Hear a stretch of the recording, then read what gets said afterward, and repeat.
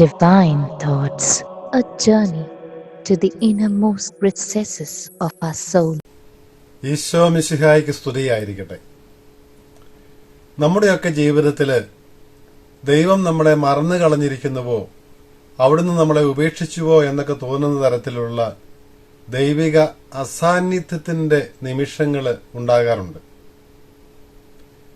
അതുപോലെ ഉള്ള ഒരു നിമിഷം, ഒരു സമയം ശിഷ്യന്മാരുടെ ജീവിതത്തിൽ ഉണ്ടാകാൻ പോകുന്നു എന്ന് ഈശോയുടെ സഹന മരണോത്ഥാനങ്ങൾക്ക് മുൻപ് വളരെ വ്യക്തമായ ഭാഷയിൽ ശിഷ്യന്മാരെ ഈശോ ഓർമ്മിപ്പിക്കുന്നതാണ് യോഹന്നാൻ അറിയിച്ച സുവിശേഷം 16-ാം അധ്യായത്തിൽ 16 മുതലുള്ള വാക്യങ്ങളിൽ ഇന്ന് നമ്മൾ വായിക്കുന്നത്. ഈശോ പറഞ്ഞു, അല്പസമയം കൂടി കഴിഞ്ഞാൽ നിങ്ങൾ എന്നെ കാണുകയില്ല. വീണ്ടും അല്പസമയം കഴിഞ്ഞാൽ നിങ്ങൾ എന്നെ കാണും. ഞാൻ എന്റെ പിതാവിന്റെ പക്കലേക്ക് പോവുകയാണ്. അല്പസമയം കഴിഞ്ഞാൽ നിങ്ങൾ എന്നെ കാണുകയില്ല. അപ്പോൾ നിങ്ങൾ എന്നെ കാണുകയില്ലാത്ത അല്പസമയം ഇതാ ഉണ്ടാകുവാൻ പോകുന്നു. ഈശോ ഉദ്ദേശിച്ചത് അവിടുത്തെ സഹനത്തിന്റെ, മരണത്തിന്റെ നിമിഷങ്ങളാണ് എന്നുള്ളത് തുടർന്നു വരുന്ന വാചകങ്ങളിൽ നിന്ന് വ്യക്തമാണ്. ഈശോ ബന്ധിതനാവുകയും മരണത്തിന് വിധിക്കപ്പെടുകയും ക്രൂശിക്കപ്പെടുകയും എല്ലാം ചെയ്യുന്ന ആ നിമിഷങ്ങളിൽ, തുടർന്ന് അവിടുന്ന് മരണം വരിച്ച് സംസ്കരിക്കപ്പെടുന്ന ആ നാളുകളില്, ആ നിമിഷങ്ങളില് ശിഷ്യന്മാർ ഈശോയെ കാണുകയില്ല. അതൊരല്പസമയത്തേക്കേ ഉള്ളൂ. വീണ്ടും അല്പസമയം കഴിയുമ്പോൾ നിങ്ങൾ എന്നെ കാണുമെന്ന് ഈശോ പറയുന്നത് അവിടുത്തെ ഉത്ഥാനത്തെ സൂചിപ്പിച്ചുകൊണ്ടാണ് എന്നുള്ളതും നമുക്കറിയാം. ഇത് എല്ലാ മനുഷ്യരുടെയും ജീവിതത്തിലെ സർവ്വസാധാരണമായ അനുഭവമാണ് എന്ന് വ്യക്തമാക്കുന്നതാണ് യഥാർത്ഥത്തില് പഴയ നിയമത്തിലെ ആദ്യത്തെ വായന. യേശയ്യാ നബിയുടെ പുസ്തകം 49-ാം അധ്യായത്തില് ബാബിലോണിൽ വിപ്രവാസത്തിൽ കഴിയുന്ന ജനത്തിനും ഇതുപോലെ തന്നെയുള്ള ഒരു അനുഭവമാണ് ഉണ്ടാകുന്നത്. അവർ പറയുന്നുണ്ട്, ദൈവം ഞങ്ങളെ മറന്നു കളഞ്ഞിരിക്കുന്നു, കർത്താവ് ഞങ്ങളെ ഉപേക്ഷിച്ച് കളഞ്ഞിരിക്കുന്നു എന്ന് ഇസ്രായേൽ ജനം ബാബിലോണിൽ വിലപിക്കുന്നത് നമ്മൾ കേൾക്കുന്നുണ്ട്. അപ്പോൾ കർത്താവ് അവരോട് ചോദിക്കുന്ന ഒരു ചോദ്യമുണ്ട്, മുല കുടിക്കുന്ന കുഞ്ഞിനെ അമ്മയ്ക്ക് മറക്കാനാകുമോ? പെറ്റമ്മ തന്റെ പുത്രനെ വിസ്മരിക്കുമോ? നീ അങ്ങനെ സംഭവിച്ചാൽ പോലും ഞാൻ ഒരിക്കലും നിന്നെ മറക്കുകയില്ല എന്ന് ദൈവമായ കർത്താവ് ഇസ്രായേലിനോട് അന്ന് നിവ്യായിലൂടെ പറഞ്ഞത് യേശയ്യാ രേഖപ്പെടുത്തുന്നുണ്ട്. കർത്താവ് പറയുകയാണ്, ഞാൻ എന്റെ ഉള്ളം കയ്യിൽ നിന്നെ രേഖപ്പെടുത്തിയിരിക്കുന്നുവെന്ന്. എത്രമാത്രം ശ്രദ്ധയോടുകൂടിയാണ് നാം ഓരോരുത്തരെയും ദൈവം പരിപാലിക്കുന്നത്, സ്നേഹിക്കുന്നത് എന്ന് വ്യക്തമാക്കുന്നതാണ് യേശയ്യാ നബിയുടെ പുസ്തകം 49-ാം അധ്യായത്തിലെ ഈ 15-ാം വാക്യം. കർത്താവ് നമ്മെ ഓരോരുത്തരെയും തന്റെ ഉള്ളം കയ്യിൽ രേഖപ്പെടുത്തിയിരിക്കുകയാണ്, നമ്മളെ ഉള്ളം കയ്യിൽ താങ്ങുകയാണ്. അപ്പോൾ ഒരിക്കലും അവിടുന്ന് നമ്മെ വിസ്മരിക്കുകയില്ല, ഉപേക്ഷിക്കുകയില്ല എന്നുള്ളതിന്റെ ഉറപ്പാണ് പ്രവാചകനിലൂടെ ദൈവം അന്ന് ഇസ്രായേൽ ജനത്തിന് നൽകിയത്. അത് യഥാർത്ഥത്തിൽ ഈശോയിൽ നിറവേറാനിരുന്ന ആ രക്ഷാകരമായ രഹസ്യങ്ങളുടെ മുൻസൂചനയായിരുന്നു എന്ന് നമുക്കറിയാം. അതുകൊണ്ടാണ് ഈശോ പറയുന്നത്, അല്പസമയത്തേക്ക് നിങ്ങൾ എന്നെ കാണുകയില്ല, വീണ്ടും അല്പസമയം കഴിയുമ്പോൾ നിങ്ങൾ എന്നെ കാണും. നിങ്ങളെ എന്നെ കാണുമ്പോൾ ആ സന്തോഷം അത് നിങ്ങൾക്ക് പൂർണ്ണമാകും. നിങ്ങൾ ഇപ്പോൾ കരയുകയാണ്, ലോകം സന്തോഷിക്കുന്നു. കാരണം ശത്രുക്കള്, ഈശോയുടെ ശത്രുക്കള് അവിടുത്തെ ബന്ധിക്കുകയും മരണത്തിന് വിധിക്കുകയും ചെയ്യുമ്പോൾ, മരണവിധേയനാക്കുകയും ചെയ്യുമ്പോൾ ആനന്ദിക്കുന്നതും ആഹ്ലാദിക്കുന്നതുമെല്ലാം നമ്മൾ കാണുന്നുണ്ട്. അപ്പോൾ ഈ ലോകം സന്തോഷിക്കും, പക്ഷേ നിങ്ങളുടെ ദുഃഖം സന്തോഷമായി മാറുമെന്ന് ഈശോ പറയുന്നു. ഞാൻ വീണ്ടും നിങ്ങളെ കാണും, അപ്പോൾ നിങ്ങളുടെ സന്തോഷം പൂർണ്ണമാവും. അപ്പോൾ ഈ പൂർണ്ണമായ സന്തോഷം ദൈവത്തെ കാണുന്നതിൽ, ഉദ്ധിതനായ മിശിഹായെ കാണുന്നതിലൂടെയാണ് മനുഷ്യന്റെ ആത്യന്തികമായ ആനന്ദം എന്ന് സൂചിപ്പിക്കുക കൂടിയാണ് ഈശോ. അപ്പോൾ അവിടെയാണ് ഈ താൽക്കാലികമായിട്ടുള്ള ദൈവത്തിന്റെ അസാന്നിധ്യം നമുക്ക് അനുഭവപ്പെട്ടാലും അത് അവസാനമല്ല, അത് നിത്യമല്ല, ശാശ്വതമായിട്ടുള്ളത് അതിനുശേഷം വരാൻ പോകുന്ന സ്വർഗീയ സന്തോഷമാണ്, ദൈവത്തോടൊത്തുള്ള, ദൈവത്തെ നേരിട്ട് കാണുന്ന, മുഖാഭിമുഖം കാണുന്ന അനുഭവമാണ് എന്ന് ഈശോ വ്യക്തമാക്കുന്നതാണ് നമ്മൾ ഈ ഭാഗത്ത്, സുവിശേഷ ഭാഗത്ത് കാണുന്നത്. ഇവിടെ ഈ ദുഃഖത്തെയും അതിനുശേഷമുണ്ടാകുന്ന സന്തോഷത്തെയും സൂചിപ്പിക്കുവാൻ വേണ്ടി പ്രസവവേദനയും, ഒരമ്മയ്ക്കുണ്ടാകുന്ന പ്രസവവേദനയും പ്രസവശേഷം ഉണ്ടാകുന്ന കുഞ്ഞിനെ ഓർത്തുണ്ടാകുന്ന സന്തോഷത്തോടുമാണ് ഈ ശിഷ്യന്മാരുടെ, സ്ലീഹന്മാരുടെ വേദനയെയും അതിനുശേഷം വരാനിരിക്കുന്ന സന്തോഷത്തെയും ഈശോ താരതമ്യപ്പെടുത്തുന്നത്. ഒരു കുഞ്ഞ് ജനിക്കുമ്പോഴുണ്ടാകുന്ന സ്ത്രീയുടെ വേദന, പ്രസവ വേദന, അതാണിപ്പോൾ ശിഷ്യന്മാർ അനുഭവിക്കുന്നത്. ഈശോ ഈ ലോകം വിട്ട് പിതാവിന്റെ പക്കലേക്ക് പോകുമ്പോൾ, അല്ലെങ്കിൽ ശിഷ്യന്മാരെ വിട്ടു പോകുമ്പോൾ ഇവർക്കുണ്ടാകുന്ന ആ വേദന ഒരു കുഞ്ഞിന് ജന്മം നൽകുന്ന സ്ത്രീക്കുണ്ടാകുന്ന വേദനയാണെന്ന് ഈശോ പറയുകയാണ്. പക്ഷെ ആ വേദന പിന്നീട് ഒരിക്കലും ഓർക്കുകയില്ലാത്ത തരത്തിലുള്ള വലിയ സന്തോഷമാണ് ഈ വേർപാടിലൂടെ ഉണ്ടാകാൻ പോകുന്നത്. ഈശോ ഈ ലോകം വിട്ട് പിതാവിന്റെ പക്കലേക്ക് പോകുമ്പോൾ നമ്മയും അവിടേക്ക് കൂട്ടിക്കൊണ്ടു പോവുകയാണ് എന്ന് നമ്മെ ഓർമ്മിപ്പിക്കുക കൂടിയാണ്. അതാണല്ലോ എഫേസുസുകാർക്ക് എഴുതുന്ന ലേഖനത്തില് 2-ാം അധ്യായം 6-ാം വാക്യത്തില് പൗലോസ്ലീഹ പറയുന്നില്ലേ എഫേസുസിലെ സഭയോട്, ഈശോ മിശിഹായോടെ അവിടുന്ന് നമ്മെ ഉയർപ്പിച്ച് സ്വർഗത്തിൽ അവനോടുകൂടി ഇരുത്തുകയും ചെയ്തു. പാപത്തില് അപരാധത്തിൽ കഴിഞ്ഞിരുന്ന നമ്മെ അവിടുന്ന് രക്ഷിച്ച്, തന്റെ കരുണാസമ്പന്നനായ ദൈവം തന്റെ കൃപയാൽ, കൃപാതിരേകത്താൽ നമ്മെ രക്ഷിച്ച് മിശിഹായോട് ഒന്നാക്കി ചേർത്ത് അവിടുന്ന് എന്താണ് ചെയ്തിരിക്കുന്നത്? പിതാവിന്റെ വലതുഭാഗത്തേക്ക്, അവിടുന്ന് ഇപ്പോൾ എവിടെയായിരിക്കുന്നുവോ ആ സന്നിധിയിലേക്ക്, ദൈവസന്നിധിയിലേക്ക് നമ്മെ കൂട്ടിക്കൊണ്ടുപോവുകയും നമ്മയും ഒപ്പം ഇരുത്തുകയും ചെയ്തിരിക്കുന്നുവെന്നാണ് സ്ലീഹ എഫേസുസിലെ സഭാംഗങ്ങളോട് പറയുന്നത്. അപ്പോൾ ആ സന്തോഷം ഓർക്കുമ്പോൾ നമുക്കുണ്ടാകുന്ന ഈ ലോകത്തിലെ ഹ്രസ്വമായ വേദനകളും ക്ലേശങ്ങളും അതൊന്നും ശാശ്വതമല്ല, അത് പിന്നീട് ഒരിക്കലും നമ്മൾ ഓർക്കുകയില്ല എന്നുള്ള കാര്യവും ഈശോ ഓർമ്മിപ്പിക്കുകയാണ്.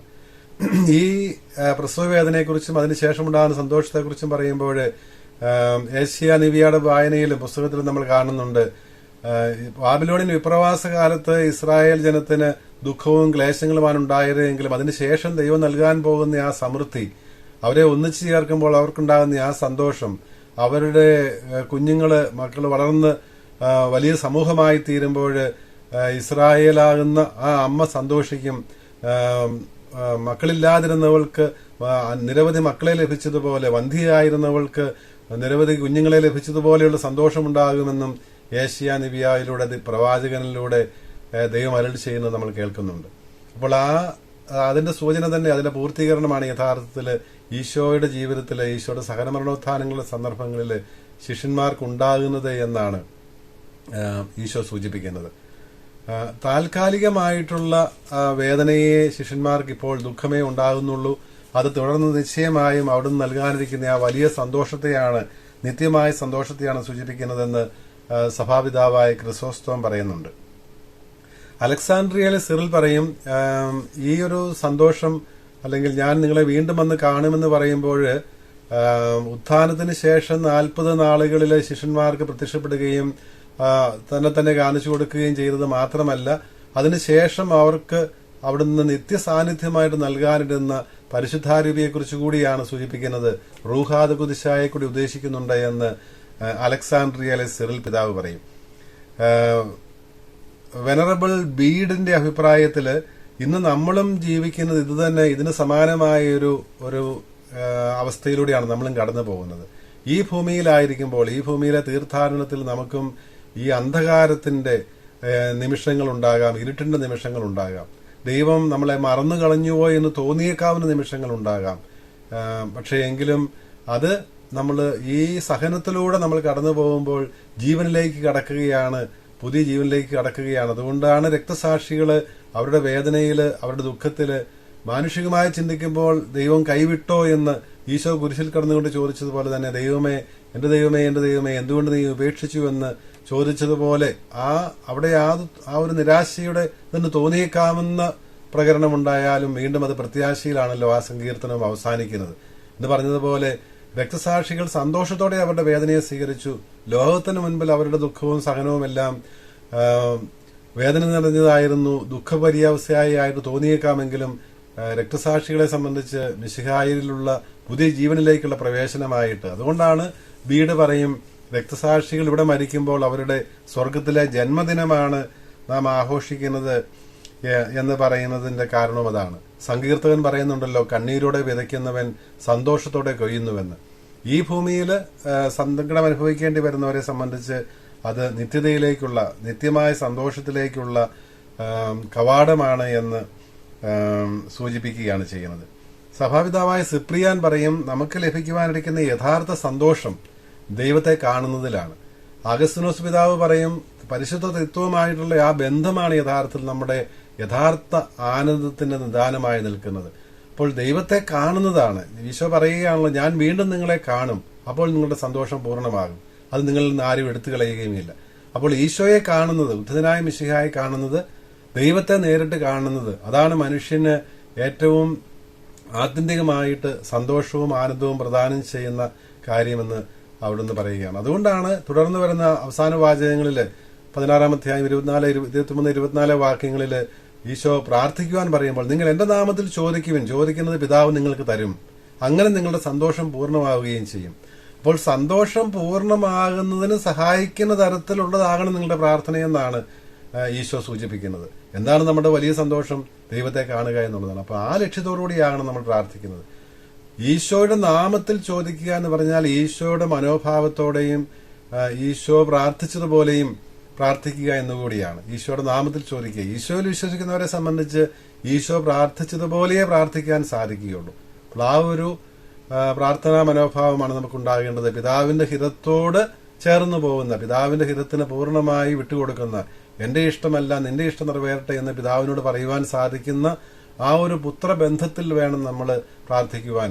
അപ്പോൾ എന്റെ നാമത്തിൽ ചോദിക്കുന്നത് പിതാവ് നിങ്ങൾക്ക് ചെയ്തു തരുമെന്ന് പറയുമ്പോൾ ആ സന്തോഷം പൂർണ്ണമാകുന്ന തരത്തിൽ ദൈവിക സഹവാസത്തില് ദൈവത്തെ നേരിട്ട് കാണുന്നതിലേക്ക് എത്തി നിൽക്കുന്ന ആ വലിയ സന്തോഷം നമുക്ക് ലഭിക്കുന്നതാകണം നമ്മുടെ പ്രാർത്ഥനയെന്നും ഈശോയോട് സൂചിപ്പിക്കും. ഇതുവരെ നിങ്ങൾ ഒന്നും ചോദിച്ചിട്ടില്ല, ചോദിക്കുമെന്ന് നിങ്ങൾക്ക് ലഭിക്കുമെന്ന് ഈശോ പറയുന്നുണ്ട്. ഈശോയുടെ നാമത്തിന്റെ ശക്തി, രക്ഷകനായ നമുക്ക് വേണ്ടി ആകാശത്തിന് കീഴിൽ വേറൊരു നാമവും നൽകപ്പെട്ടിട്ടില്ല.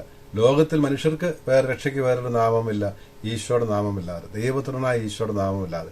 അപ്പോൾ അവിടുത്തെ നാമത്തിൽ ചോദിക്കുന്ന നിശ്ചയമായും അവിടെ നിന്ന് നമുക്ക് നൽകും എന്ന് തന്നെയാണ് ഈശോ ഉറപ്പ് തരുന്നത്.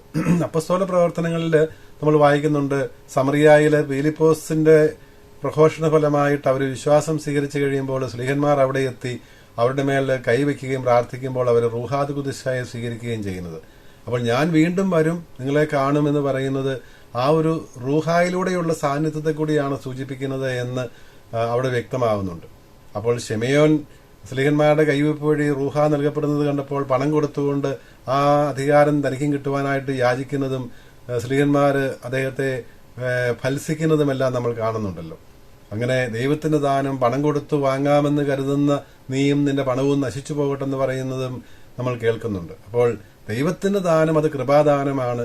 ദൈവം കാരുണ്യപൂർവ്വം കരുണാസമ്പന്നനായ ദൈവം നമുക്ക് നൽകുന്ന ദാനമാണ് എന്നാണ് പൗലോസ് ശ്ലീഹ എഫേസുസിലെ സഭയ്ക്ക് എഴുതുമ്പോൾ പറയുന്നതുമല്ല. അപ്പോൾ ഇന്നത്തെ 4 വായനകളും നമ്മെ ഓർമ്മിപ്പിക്കുന്നത് നമ്മുടെ ഈ ലോക ജീവിതത്തില്, ഈ തീർത്ഥാടനത്തില് ദൈവം നമ്മളെ എത്രമാത്രം സ്നേഹിക്കുന്നുണ്ട്, പരിപാലിക്കുന്നുണ്ട് എന്നുള്ള കാര്യം നമ്മൾ വിസ്മരിക്കരുതെന്ന് ഓർപ്പിക്കുകയാണ് ആദ്യത്തെ വായന. നമ്മൾക്ക് നമ്മുടെ ജീവിതത്തിൽ ദൈവം നമ്മളെ മറന്നോ, നമ്മളെ വിസ്മരിച്ചിരിക്കുന്നുവോ എന്ന് തോന്നിയേക്കാവുന്ന നിമിഷങ്ങൾ ഉണ്ടായാലും, ആ അസാന്നിധ്യത്തിന്റെ നിമിഷങ്ങൾ തോന്നിയേക്കാമെങ്കിലും ദൈവം ഒരിക്കലും നമ്മെ കൈവിടുന്നില്ല. അവിടുത്തെ ഉള്ളം കയ്യിൽ നമ്മളെ സംരക്ഷിക്കുന്നു, രേഖപ്പെടുത്തിയിരിക്കുന്നു എന്നുള്ള കാര്യമാണ് പ്രഥമവും പ്രധാനവുമായി നമ്മെ ഓർമ്മിപ്പിക്കുന്നത്. അതുതന്നെയാണ് ഉദ്ധിതനായ മിശിഹായി നമുക്ക് വാഗ്ദാനം ചെയ്തത്, ഞാൻ വീണ്ടും നിങ്ങളെ കാണും, നിങ്ങളുടെ സന്തോഷം പൂർണ്ണമാകും. ഈശോ എന്നും, ഉദ്ധിതനായ ഈശോ നമ്മുടെ കൂടെ എന്നും ജീവിക്കുന്നുണ്ട്. അവിടുന്ന് ജീവിക്കുന്നത് തന്റെ റൂഹായിലൂടെയാണ്, റൂഹാദ് ഖുദ്ദൂസായിലൂടെയാണ്. ഈ നമുക്ക് നൽകപ്പെട്ടിരിക്കുന്ന മിശിഹായുടെ അരൂപി തന്നെയായ റൂഹാദ് ഖുദ്ദൂസായുടെ ആ ശക്തിയിൽ ജീവിക്കുമ്പോൾ, അരൂപിയാൽ നയിക്കപ്പെടുമ്പോൾ നമ്മൾ യഥാർത്ഥത്തിൽ ദൈവത്തിന്റെ മക്കൾ തന്നെയാകും. നമ്മുടെ വേദനകൾ, വീണ്ടും നമ്മുടെ വേദനകളും സഹനങ്ങളും ഒന്നും ശാശ്വതമല്ല, നിലനിൽക്കുന്നതല്ല, അത് അവസാനമല്ല, നിത്യമായ ആനന്ദത്തിലേക്കുള്ള ഒരു കവാടം മാത്രമാണ് എന്നുള്ള രീതിയിൽ നമ്മുടെ വേദനകളെയും സഹനങ്ങളെയും ഒക്കെ സ്വീകരിക്കാൻ സാധിക്കുമ്പോൾ അവയും രക്ഷാകരമായി തീരുമെന്നും ഇന്നത്തെ വായനകൾ നമ്മെ ഓർമ്മിപ്പിക്കുന്നു. ഈശോയുടെ നാമത്തില്, ഈശോയുടെ ഹിതത്തോട് ചേർന്നുകൊണ്ട്, പിതാവായ ദൈവത്തിന് കീഴടങ്ങിക്കൊണ്ട് നമ്മുടെ ആവശ്യങ്ങൾ ദൈവസന്നിധിയിൽ ഉണർത്തിക്കുവാനും ആത്യന്തികമായ ആ ആനന്ദം ലക്ഷ്യം വെച്ചുകൊണ്ട് പ്രാർത്ഥിക്കുവാനുമുള്ള ആഹ്വാനവും ഇന്നത്തെ വായനകൾ നമുക്ക് നൽകുന്നുണ്ട്. അങ്ങനെ ദൈവ ദർശനത്തിനായിട്ട്, ഈശോ മിശിഹായെ നേരിട്ട് കാണുന്നതിനായിട്ട്, പരിശുദ്ധ ത്രിത്വത്തിന്റെ കൂട്ടായ്മയിൽ സഹവാസത്തിൽ എന്നും ജീവിക്കുന്നതിനായിട്ട് സഹായിക്കുന്ന രീതിയിൽ റൂഹാദ് ഖുദ്ദൂസായെ നമ്മളെ നയിക്കണമേ എന്ന് ഉദ്ധിതനായ മിശിഹായോട് നമുക്ക് പ്രാർത്ഥിക്കാം. ദൈവം നമ്മളെ അനുഗ്രഹിക്കട്ടെ.